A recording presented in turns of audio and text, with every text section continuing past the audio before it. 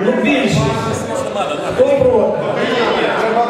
Хто проти? Раз, два, три, чотири, п'ять. Проти хто? Проти. Далі у нас прізвище.